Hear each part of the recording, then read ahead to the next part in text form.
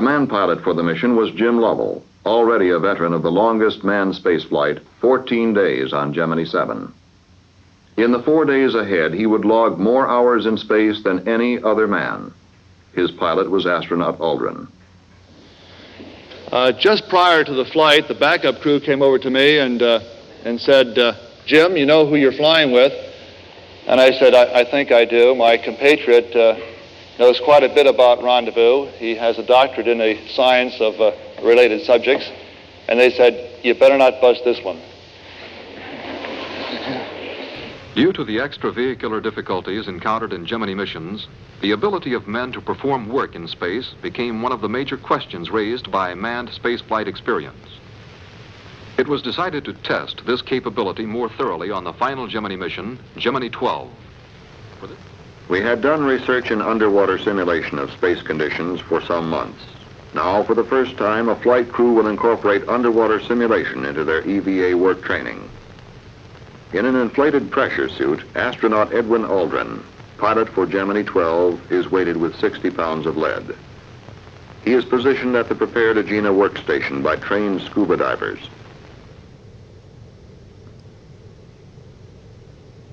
Underwater simulation creates a condition of neutral buoyancy. It gives the pilot an effect quite similar to that of zero gravity. Astronaut Aldrin has attached himself by a waist tether to rings on the Agena.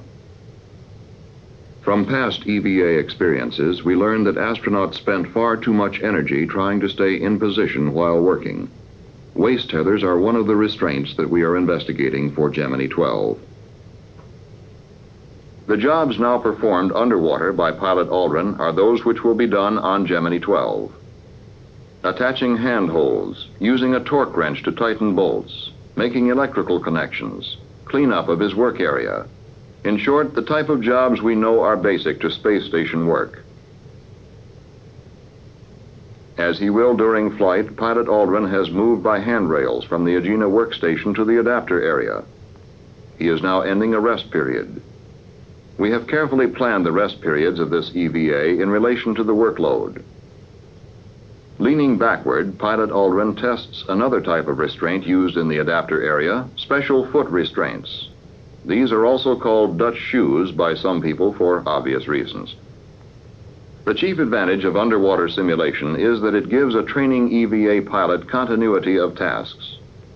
As such, it is a valuable addition to zero-G simulations in aircraft, where the zero-G condition is attained in the parabola of flight for only 30 seconds.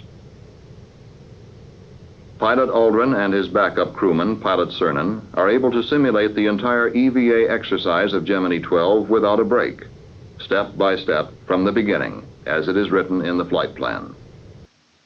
They run 2-hour simulations underwater several times and finish training almost on the eve of launch. Lovell and Aldrin were not awakened until 10:30 this morning because of a late liftoff time. They had the usual breakfast of steak and eggs. Here they are, leaving the milk van. It's Lovell first, Aldrin second. One's wearing the word "the" on the back of his flight suit, and the other one "end," the end, meaning end of the Gemini series.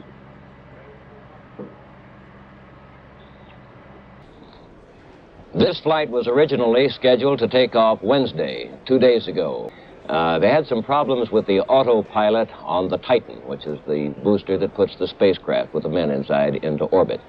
The autopilot is a gadget that controls the flight of the entire combination during its first stage. It's a backup, actually, to the radio guidance system from then on. And this was a backup autopilot that they developed troubles with, not the prime one. Well, they took that autopilot off and put another one on and rescheduled the flight for the next day, Thursday, only to discover that they had developed problems with their new autopilot. That forced another 24-hour postponement. They took the new autopilot off and put still a third one on and checked it out, so now it's working. You have, in fact, a radio guidance system, an autopilot, and a backup autopilot to control this thing during its powered phase of flight. On Pad 19, the Gemini 12 spacecraft with astronauts James Lovell and Edward Aldrin inside. Command pilot Jim Lovell, 38 years old, who's in fine shape, a veteran of the 2-week-long Gemini 7 flight, and pilot Buzz Aldrin, 36 years old, a master at the theory of rendezvous, who today gets his chance to put theory to practice and faces a 2-hour-long spacewalk on Sunday. Both pilots arrived at Pad 19 in the White Room a few minutes ago. And as they got up there to the White Room, the 108-foot level at Pad 19, the Atlas Agena, some 5,000 feet away at Pad 14, being fueled and locked for the flight. Everything has gone perfectly today here at the Cape. Both countdowns are slightly ahead of schedule. Astronauts Jim Lovell and Buzz Aldrin standing by in their spacecraft at Complex 19 for the Atlas Agena launch. 40 seconds and counting. The crew continues to monitor in the blockhouse. Recorders are now to fast speed. T-minus 30 seconds and counting. T-minus 30. All our sequent lights appear to be on as we reach T-minus 24 seconds and counting. T-minus 20 seconds and counting. T-minus 15 seconds and counting. The sequencer is in. We're on an automatic sequencer at this time. T-minus 10, 9, 8, 7, 6, 5, 4, 3. We have ignition. And we have liftoff at approximately 8 minutes and 1 second past the hour.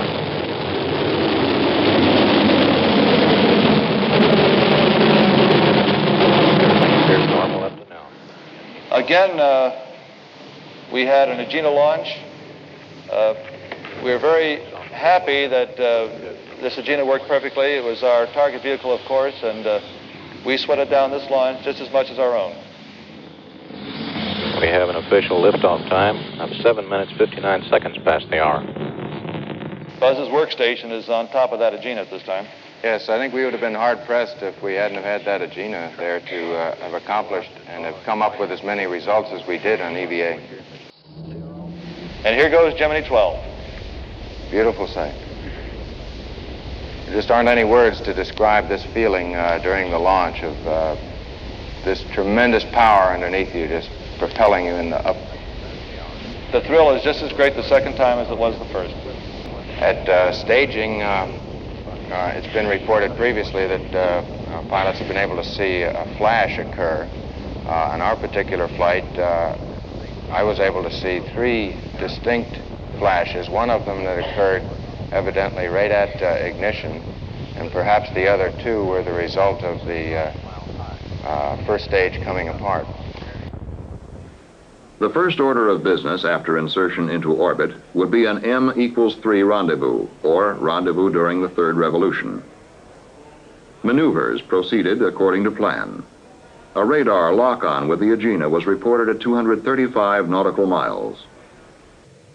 And the crew sighted the target using a sextant telescope at 85 nautical miles.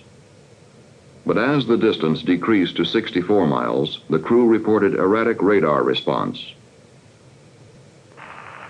Roger, Hawaii. I wish we had lock-on followed up the Agena. You're still having negative luck with all that, huh? Roger, we're proceeding as with a radar failure. The crew immediately went to a backup rendezvous mode, onboard computations. The pilot bent over his charts, relaying distance and burn rates to the command pilot. At 2 plus 05 plus 48. I should have put it in there. 12, Houston, 1 minute to LOS. You can go encoder on. Roger. Have fun. Command pilot Lovell brought Gemini 12 to a station-keeping position at Tenerife, 3 hours, 46 minutes after liftoff. But still it is interesting to note that the pilot making the computations this time had written his doctoral thesis on just this subject, rendezvous modes. Dr. Aldrin was as calm as though he were sitting in the graduate stack studying. These are some scenes of our Agena as we approached it. It was a night rendezvous. We actually arrived there looking at acquisition and running lights, but had no trouble at all in the final stages of the rendezvous. You can see mounted on the side of the docking cone the workstation where I performed some of the tasks. This is not the Agena moving, it's the spacecraft moving around it and rolling. Lovell began making his preliminary docking approach. He will dock south of Japan within range of the tracking ship Coastal Sentry Quebec, or CSQ in the flight controller's call letters.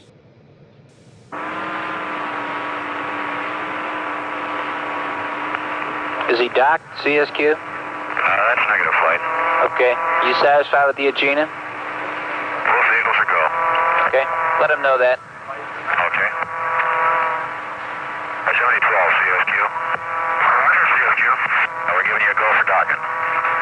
Roger, thank you. We're coming into position now for docking. Notice how he really greases this one in. Wasn't I supposed to say that?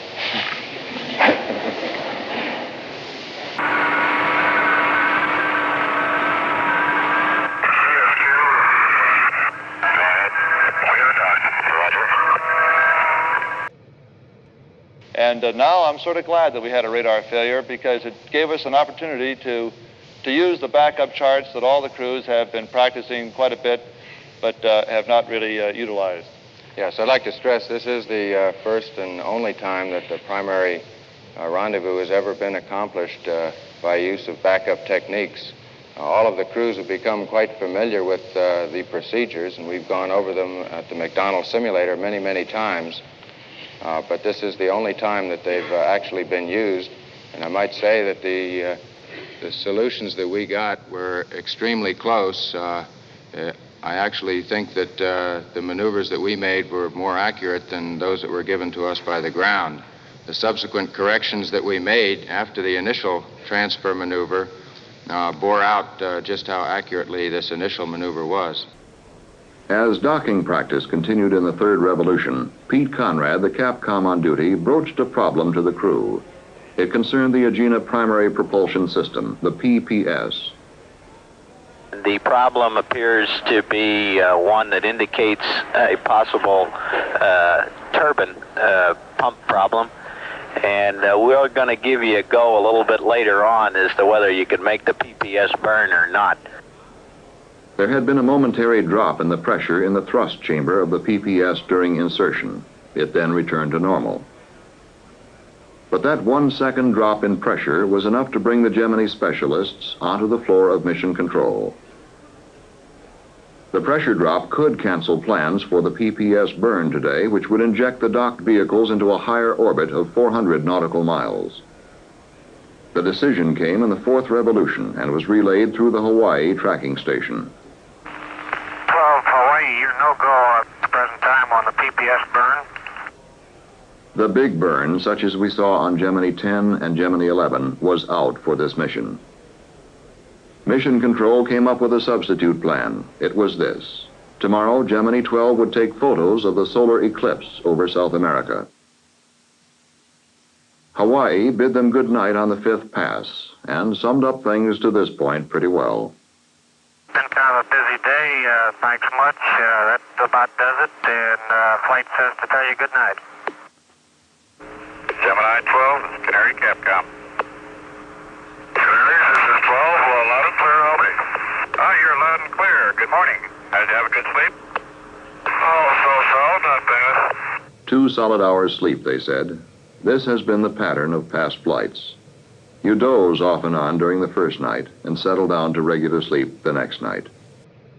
Now, the eclipse had sort of been forgotten about since we had a launch delay of 2 days, but we were able to phase the spacecraft Agena combination such that we could meet the umbra of the eclipse, the total eclipse, just at the right time. Now, this is a very difficult rendezvous, and again, I have to take my hat off to the ground personnel who computed the rendezvous, gave us the proper maneuvers to do this. I had on my side a very almost opaque gold filter, which I could see the round circle of the sun, and it was my job to track the sun through this filter as we came up to the eclipse. Just as the time was approaching, I could see the moon, which was a dark disk, come across the limb of the sun and start to occult it. I thought at first that we were really going to miss it because it appeared that the moon was a little bit lower than the sun and that we would never get a total eclipse. But as we approached this position and we approached the time of totality, suddenly the complete window became black, and in an impulse I ripped off the filter and looked out, and I could see a black disk against a sort of a black sky with a brilliant ring around it of the corona of the sun. Just for a few seconds I took a look at the total eclipse, and I knew that we had indeed completed the rendezvous. The Standup EVA began over the Canaries. The hatch was open at 19 hours, 29 minutes into the mission. Okay, I'm just testing here. It looks like I have a small tendency to float out, but very little. A beautiful view. We decided to place one of the stand-up EVAs first, primarily to afford me an opportunity to become familiar with what it was like to be standing in the open hatch and to push against it gradually, and just to see how much my body would move, to get exposed to the environment of the vacuum. And I'm quite glad that we did schedule a stand-up EVA first. During this first period, we were primarily concerned with taking pictures at night of various star fields. A major portion of this EVA was devoted to star photography, shooting so-called hot stars, much of whose light is in the ultraviolet spectrum. 80% of this is filtered out by the Earth's atmosphere.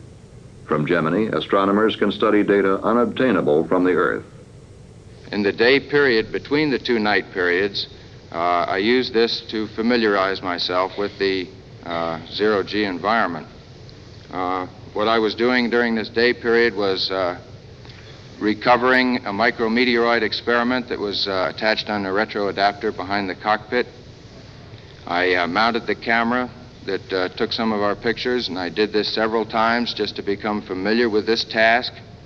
What I was trying to do was to store up a knowledge of how things behaved when I was on this short hose configuration, so that I could compare this with the situation that would exist on the second EVA, the Umbilical EVA.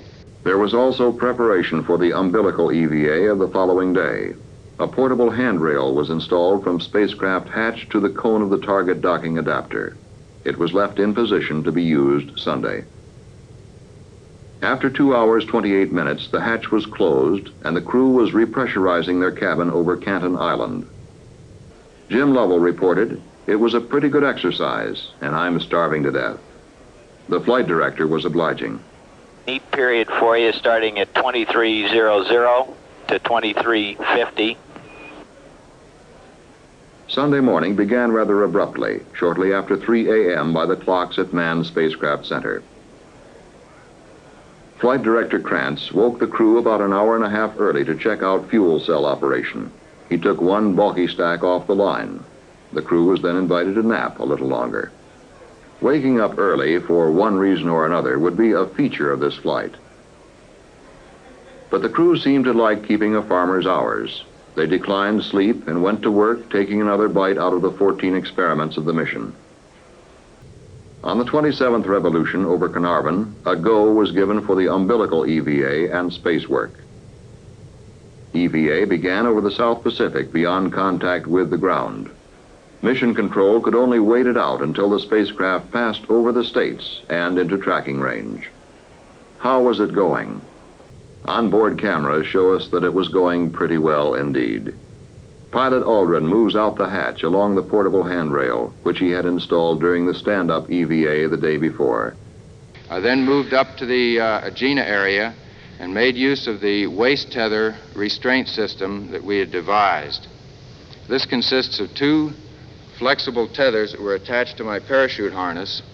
I connected these hooks into two different rings. One of them was on the telescoping handrail that I had installed, and another one was on the docking cone of the Agena. And with this restraint system, I was able to completely ignore where my body was going, because I knew it wasn't going very far, and I was going to be able to devote my full effort to the work task that I had. this first work task was to take the tether that was on the Agena and hook it up to the docking bar of the spacecraft. And this worked extremely well. And then I put this hand clamp above it to keep the tether down lower. I then moved the restraint, the waist tether restraint system to a new location and deployed the micrometeorite experiment that had been placed on the Agena, the S10 experiment. I didn't experience any particular difficulty doing this, so then I moved the waist tethers to a new location and started to prepare the workstation that was on the Agena so that I would have more time to devote to this when I came up after the next night pass. As time moved on, I then started moving back toward the adapter and handed in the camera to Jim and picked up the camera that I was to use back in the adapter workstation. The spacecraft was now passing over the United States, and Mission Control received its first news of what was going on. Buzz Aldrin was at the Agena workstation.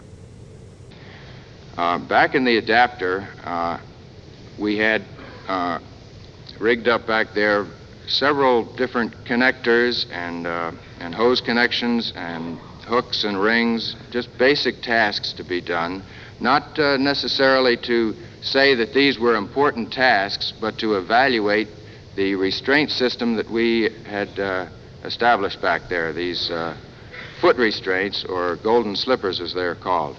And I'll say that there really is nothing better than this type of restraint system.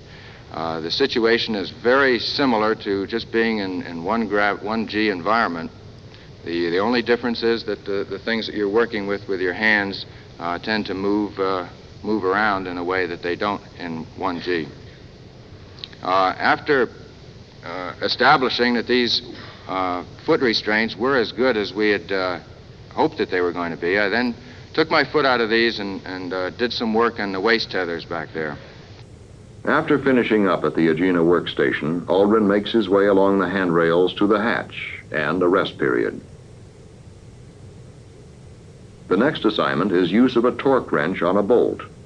The same type of job had been performed at the adapter section. The wrench can be set for any value from 50 to 200 inch-pounds.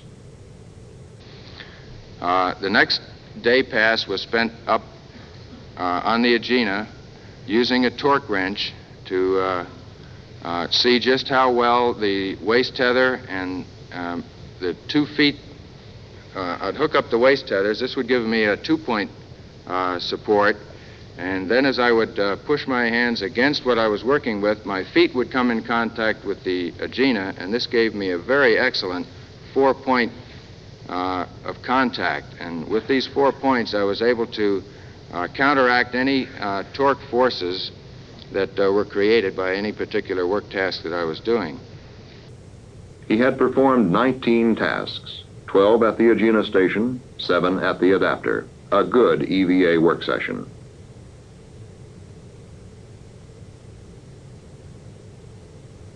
Now, like any good workman, the pilot sets about cleaning up his work area.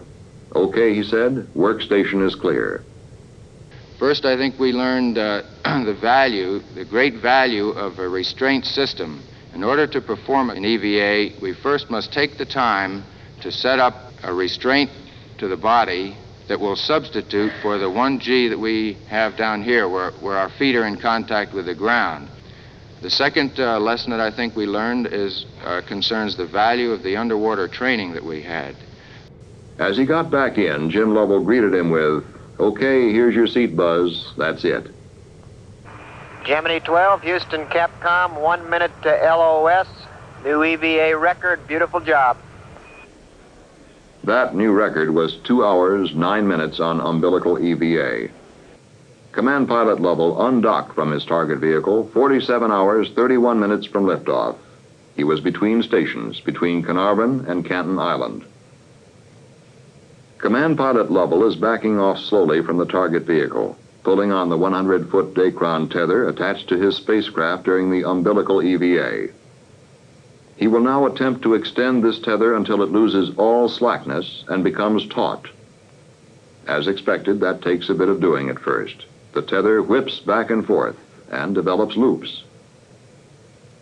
But if the command pilot can position these two vehicles on the tether, the one lower as the Agena is, and the other higher as is Gemini 12, there will be a very slight difference in the gravitational pull of the Earth upon the two.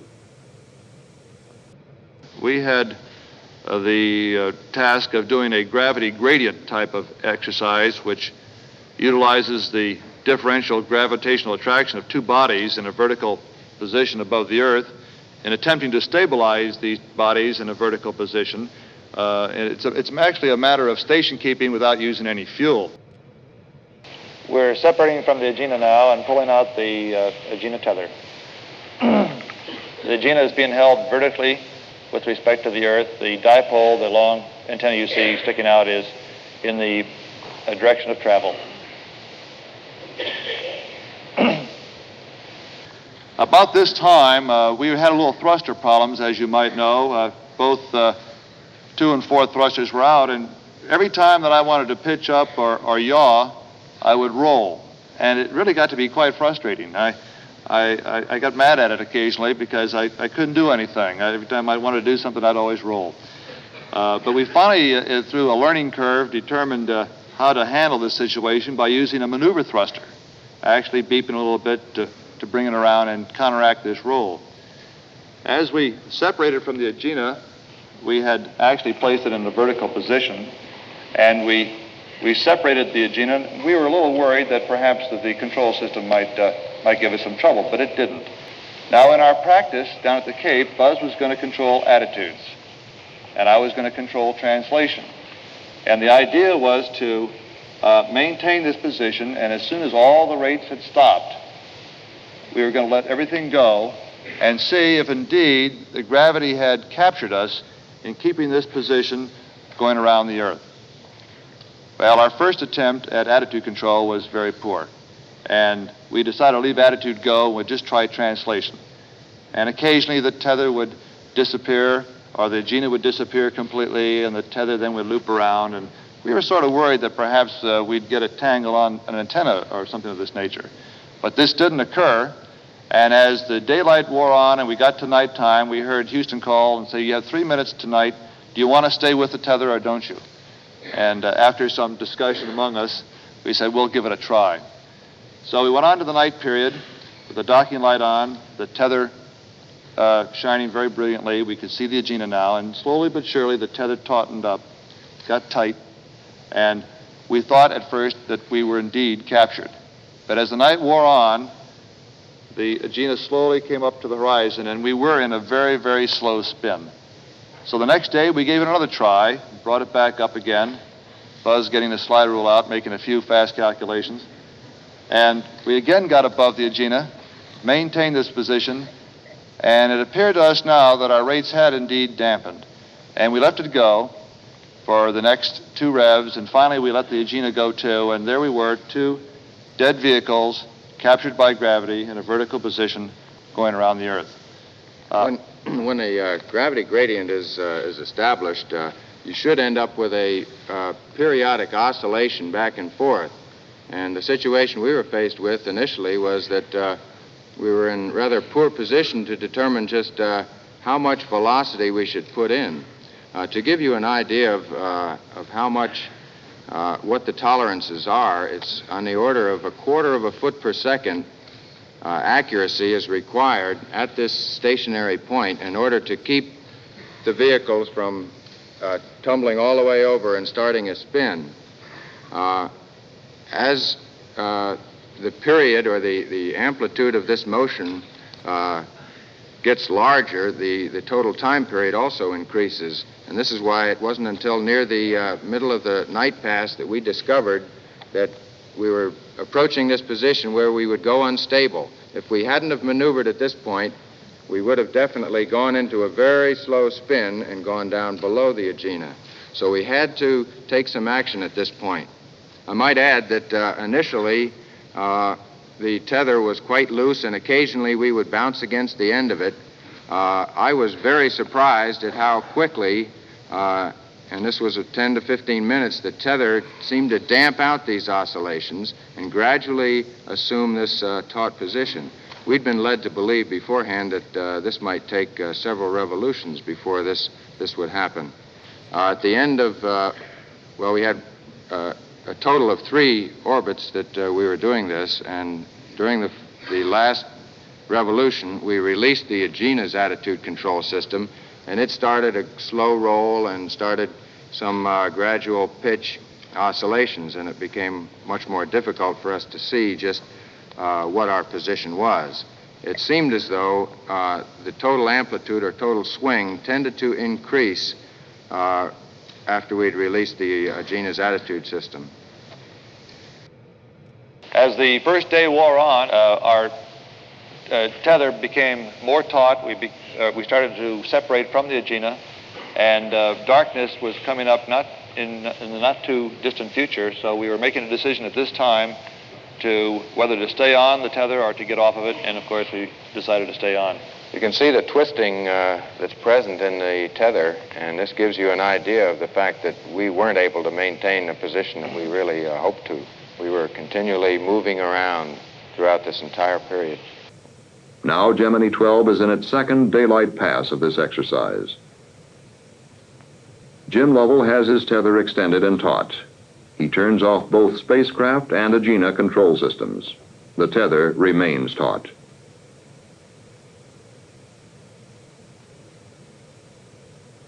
The 2 vehicles move through space, maintaining their positions without use of thrust or fuel, a technique important for future space missions. Finally, in our tether exercise, we achieved the capture of gravity gradient, and here we are over the Pacific, perfectly still with relationship to the dead Agena and the spacecraft with no power being captured by this differential of gravity. The forces that exist in the tether are very, very small. This wire that connected it up to the docking bar had a slight bend into it from the initial stowage, and it seemed to keep this bend even though the tether was in this taut position. And of course, you could just hold with your fingers and pull it into a straight position. After 4 hours and 20 minutes, the tether exercise was ended. Command Pilot Lovell jettisoned the tether. It was quite interesting. We had a lack of control, of course, so we tried to look around for it after we had separated. And we made a swing around 360 degrees, maintaining a level attitude because we were a little bit dubious about our role. We couldn't see it. The Agena we knew was just around us, but we looked all over and we just couldn't find it. So finally we had gotten into position to make our separation burn, and just as the time reached to the 0 point, I looked over my left window, and sneaking out of the void was this tether. And I looked way over and there was the Agena, but we cleared it nicely. The mission had now lasted 51 hours and 51 minutes. It was time for the crew to separate from their target vehicle. They would perform a 6-foot-per-second posigrade maneuver to give them sufficient clearance. Target vehicle and spacecraft went their separate ways, and the crew slept. The next day was Monday, and it began for the crew at 1:15 a.m. over the Rosenaught Victor tracking ship. The crew had a third and final EVA ahead of them. It was a stand-up EVA this time, devoted to ultraviolet photography. But there would also be an opportunity to jettison some excess EVA equipment no longer needed. The hatch was opened at 66 hours, 11 minutes. The pilot took ultraviolet photographs of the sunrise and of selected constellations.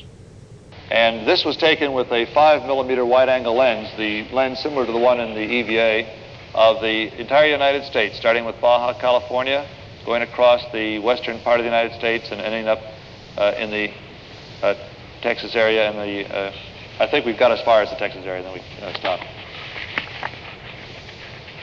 You can see closely white sands up in this region. This is this whole area, El Paso's down through here. And we're coming into the Texas area now.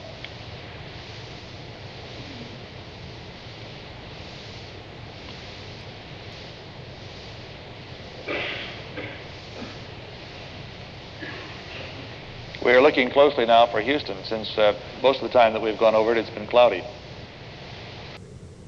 After 51 minutes, the hatch was closed, and with it, the crew had closed out 3 planned EVAs with remarkable success. Not long after this, Gemini 12 received its flight update for a 60-1 recovery. It would now fly the full 4 days and come down in the primary recovery area in the western Atlantic. Tuesday began on a familiar note. The crew was awakened early. Flight Director Krantz was checking the fuel cells again, but no major problem.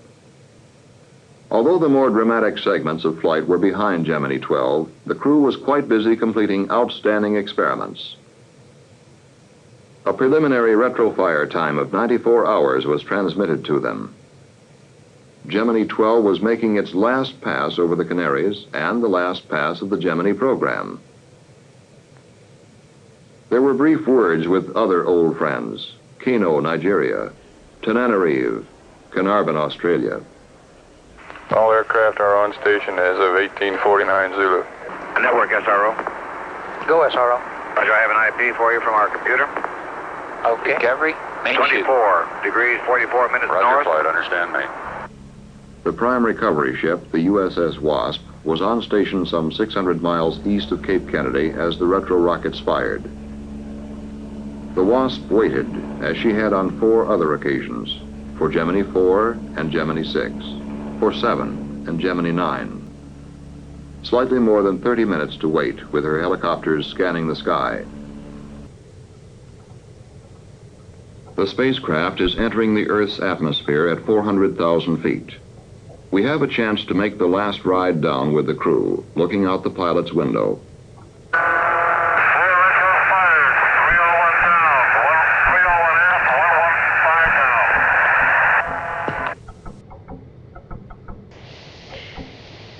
We're coming home now. Retrofire has occurred. Buzz is taking some photographs out of the right window, and those occasional blips are the thrusters firing as we start our reentry.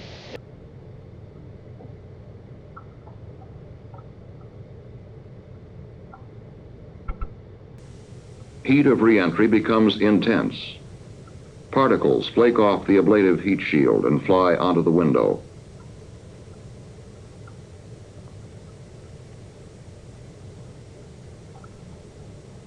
The intense heat will now break off our communication with the ground for about 4 minutes.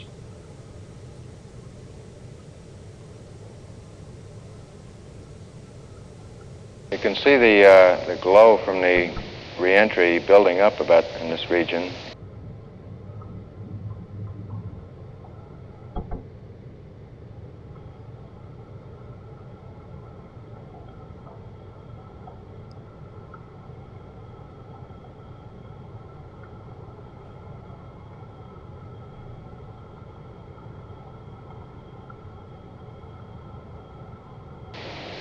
This is the automatic phase of the reentry. The spacecraft is under the complete control of the computer.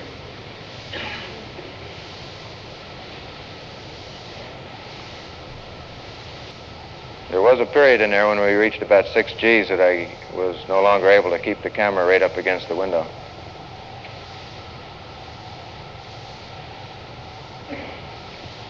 The spacecraft achieves its accuracy by rolling and changing the direction of the lift vector, and when it gets to the point where it thinks it's going to come very close to the target, we set up a constant roll rate. It takes this out occasionally when the computer senses that we're going to go a little bit long. You can also see some of the windshield beginning to fog over, where the heat is building up on it. It'll start to flake off this outer UV coating shortly.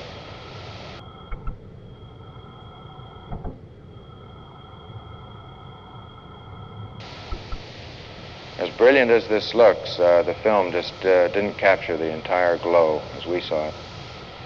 There was a good bit more red to it.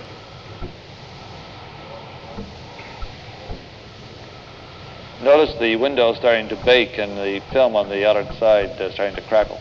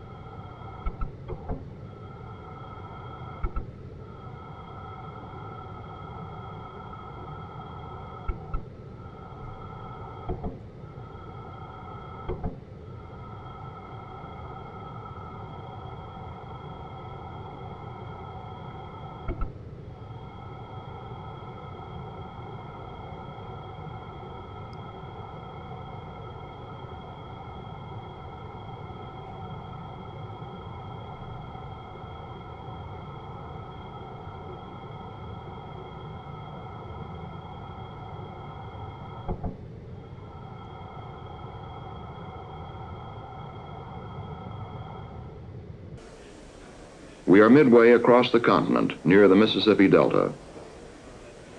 The crew has been coming in for 27 minutes. Communications blackout is over. A ground station talks to Jim Lovell. Well, Houston, our data shows you're right in the money. Roger. He's 65,000 feet flight. Roger. Less than 10 minutes to splashdown. Main parachute sighted, in full view of the WASP. DOD Atlantic Chief, from the WASP, they estimate the range of 5 miles to starboard. They see a yellow-orange chute, estimating altitude 2,000 feet. The slow descent was followed down to the water by cameramen and relayed to the nation by television. Well, Houston, we've got you on the boob tube. You look good. Our chute opened up just as advertised, and we stood by for a very mild landing. Yeah, watch this. Ooh. Oh, it still hurts. The Gemini 12 flight is officially over at 2:21 p.m. Eastern Standard Time. It passes into history. The recovery mission begins. The WASP was almost alongside the spacecraft as it splashed down. Rescue swimmers were in the water with a flotation collar, ready to check in with the crew. Jim Lovell was the first to be lifted into the waiting helicopter. It returned immediately with a sling to pick up Ed Aldrin. Both were soon aboard and receiving the congratulations of the helicopter crew. And in their white spacesuits, wearing Navy caps, they come out of the helicopter to take the congratulations of Dr. Beer, the NASA recovery surgeon, Major Aldrin, and Captain Lovell, walking a bit rocky, but looking very glad indeed to be home. Shaking hands then with Captain Etheridge, General Jones, some of the space dignitaries who flew out this morning. The space helmets are attached. Sound, and the whole world is waiting for you to say something. Have the world. Oh, thank you, Admiral.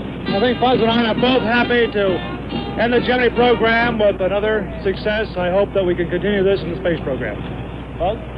We tried real hard on our flight to please everybody, and I hope we've come halfway there. Thank you very much. Command pilot and pilot had added 5 hours, 28 minutes of EVA exposure to the Gemini record. Each established his own individual record. Jim Lovell has flown longer in space than any other man, 18 days. 14 days on Gemini VII, 4 days just behind him. Buzz Aldrin set his record of 2 hours, 9 minutes on Umbilical EVA at workstations. Gemini 12 added 14 successful experiments to the Gemini program, which has collected research data for scientists on every flight. More than 50 experiments were conducted on this program.